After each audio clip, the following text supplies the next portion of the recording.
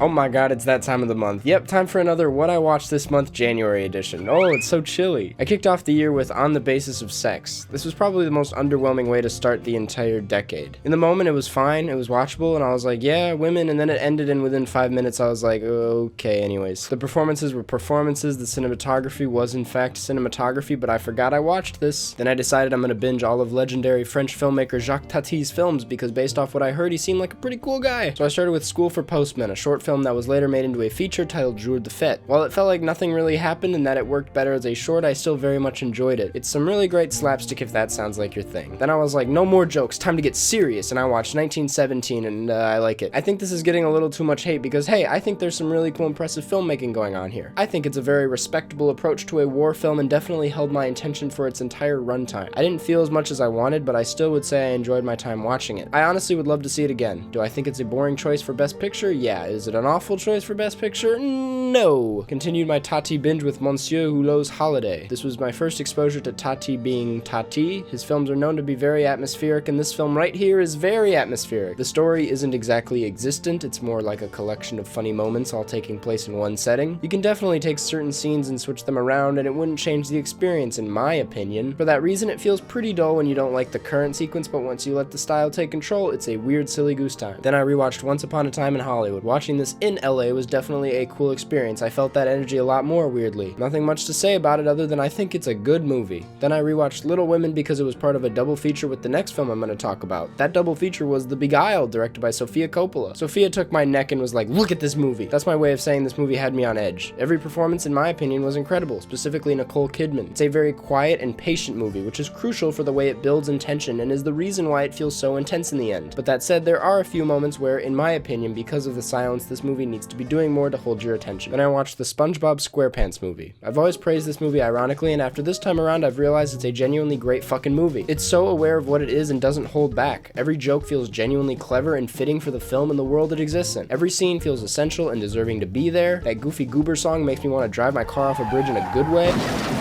I love this movie, I think it's a masterpiece. Then I watched the new Safdie Brothers short film Goldman v Silverman. This thing is great, I love things that feel like slices of life, and this is that. It feels so full of heart despite being kinda silly. Then I watched my next Tati film Mon Oncle, that's my uncle in French. This is just as if not more atmospheric than Holiday, and I love it. This film being in color helps a lot too. It's a bizarre, indescribable film full of hilarious little moments that all look really nice. It lacks story in the same way Holiday does, but this one feels like it all connects a bit better. I'm not sure how though. At this rate, I think I'm just gonna watch Marriage Story once a month for the rest of my life. I saw this with a Q&A with Bomback at the end. It was really cool. Then I watched Kazam starring Shaq for my podcast, The Karstcast, which you should all listen to. I go into depth on the podcast, so I will not elaborate here, but hey man, this movie, this thing right here, it ain't good. Then I rewatched The Irishman. It's long. Then I rewatched Good Time. I'm realizing now I rewatched a lot of things this month, but hey, who cares? To any young film goer who wants an accessible way into challenging cinema, whatever that means, I think this is a great start. It's not weird, but it's also very outside the box compared to what you're probably used to.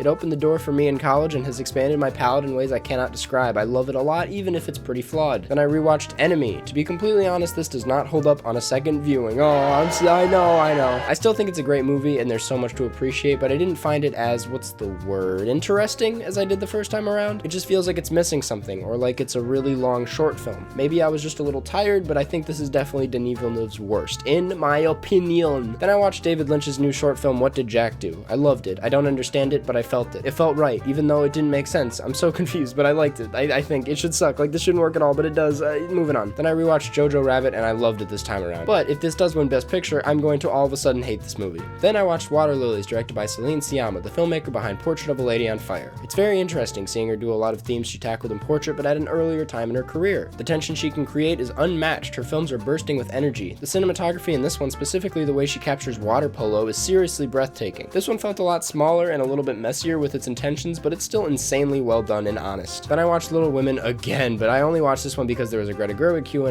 and I have nothing new to say. It was a really fun time, I guess. Then I rewatched Parasite. Have you heard of it? With a live orchestra and an introduction by Bong Joon-ho. If that sentence alone didn't say it already, this was one of the coolest experiences I've ever had watching a movie. The film was obviously amazing. The score in a live setting was unreal. I couldn't sit still. I was so excited. If they ever do this again in a city near you, which I doubt they will, let me just say it's worth the money. I finished finished the month with Tati's most critically acclaimed film, Playtime, a film that quickly made its way into my top 5 of all time. This is without a doubt the best looking film I think I have ever seen. There is not a single bad frame in this entire movie. Visually, it is incredibly ahead of its time and still remains original. Tati really screwed himself financially by making this, but it was beyond worth it because there isn't a single moment where his style isn't screaming at you. It is chaos orchestrated in the most beautiful way. It's hilarious, playful, original, and weirdly insightful. This guy sees the world in a way few people can imitate, in a way that makes you see the world that way even if it's just for a second. He's truly a one-of-a-kind artist who put everything on the table in this piece of work. And that's what I watched this month. I also moved to LA and I did a lot of cool things like go to the beach, go to CVS, I went grocery shopping. Thanks for watching this video. Check out all these films and form your own opinion, and I'll see you guys next week where we'll be ranking farm animals.